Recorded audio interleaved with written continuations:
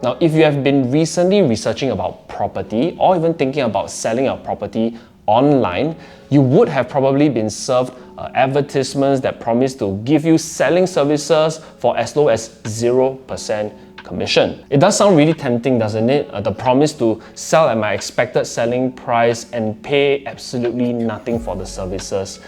Well, let's hold that thought a little bit and start peeling back the layers bit by bit.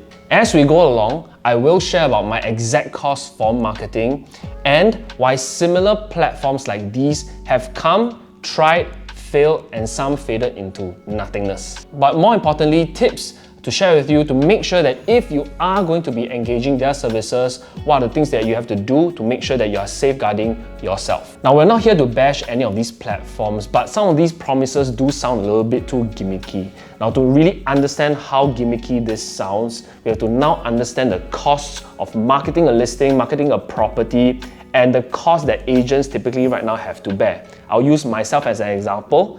My marketing costs are mainly divided into two components. Number one, I do list on the traditional property listing websites, portals like 99.co, LoukProp, Property Guru, etc. Which Property Guru right now is definitely the biggest platform that we are listing on. Just taking Property Guru for example, right? A listing credit costs anywhere from 70 cents to $1. For some basic packages, it can even cost up to $2 per credit, depending on what type of tier of packages you purchase.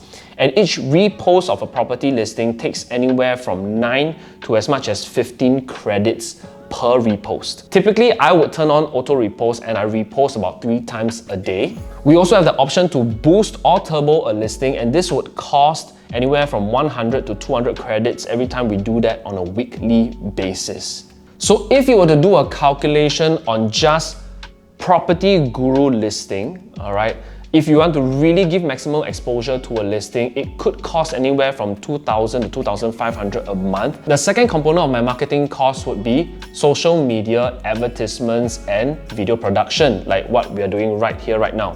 Typically, I would spend about $50 to $100 a day to just do sponsored ads for video home tours. And producing, filming, and editing a video would averagely cost about $500 to $600 per video. So if we were to do a calculation for the total marketing cost per month for a listing, it will cost anywhere from $5,500 to $6,000 a month just for marketing a unit per month.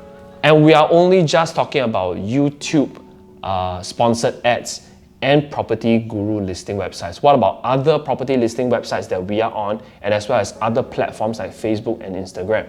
So now, after understanding the various costs of marketing a unit, you have to really start to question, right? If these agents or portals are charging you low to no commissions, what kind of marketing costs are they cutting down, or even worse, cutting out of the equation just to save on all these marketing costs?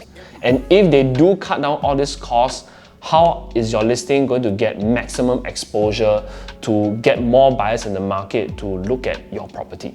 Now, the next thing you have to realize is that most of the property buyers in the market are still using property agents to help them with their purchasing process, especially in recent times when information is easy to get but not easy to make sense of. Capable property agents will be able to help you to consolidate all this data into meaningful information that you need to make an informed decision on the direction that you need to take and the projects that you need to be buying. Property agents that work with buyers typically get their commission from seller agents, right? They don't really get the commission from the buyers themselves, which means that they need to co-broke with the seller's agents.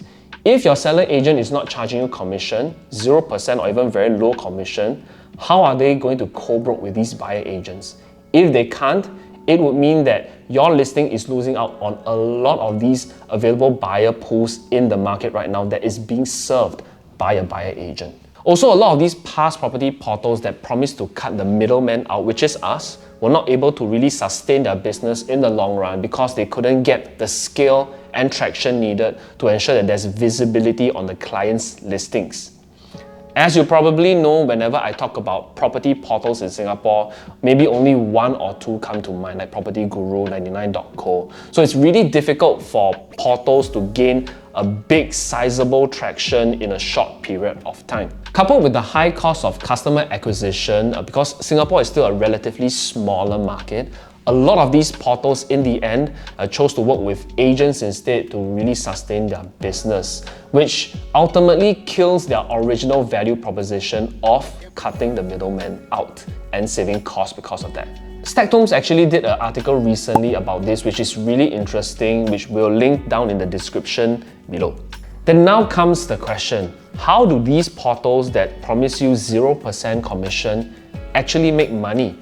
Well, some of these portals do state that they collect a commission on the purchasing of property after selling your property, which ultimately still poses a few issues that are pretty glaring. Number one, if you're just purely selling your property and not thinking about buying a property later on, is your listing going to be shoved aside by these portals and agents because they want to focus on the money-making listings that will buy a property later on? Secondly, with no guarantee that the client will buy a property from them later on, how is their business model then sustainable?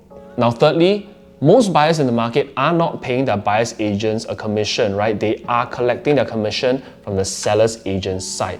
So if you have to pay the commission for the purchasing side, aren't you just transferring the commission you have to pay from the selling side to the buying side, which negates the whole value proposition of you saving money from this whole transaction? So these questions can't be answered for now because some of these portals are still pretty new. But what we can do is to take example from past property portals that have tried this business model, failed in their value proposition, and readjusted their business models just to stay afloat. But if you still do want to give these portals a try, we have some advice for you to make sure that you safeguard your assets. Now, firstly, do interview the agents that these portals are using, right? You can check what portals are they going to be listing on, how much are they spending on all these reposts, turbos, and boosts, what social media presence they have online, right? Because right now your social media presence is a very big branding part for agents and also for them being able to sell your properties in the future. Check the CA register for their track record to see if they have been able to give the results that you wish to see for your own listing. Secondly, check out some of the units that these portals are listing. Better yet, go and visit these listings so that you can see how the seller agents are actually presenting the homes. Do they have enough knowledge about the unit and the area, and generally have a good feel about whether these agents are good in their craft of presenting a home and selling a home. Lastly, check out actual reviews by users who have used these portals to see if they have done well in their services rendered. So again, we're not here to bash any of these property listing websites. What we are here to do is to actually make sure that users like yourself are informed, do more research before you engage these websites, and also more importantly, to reiterate that actually us as agents, we are worth our value.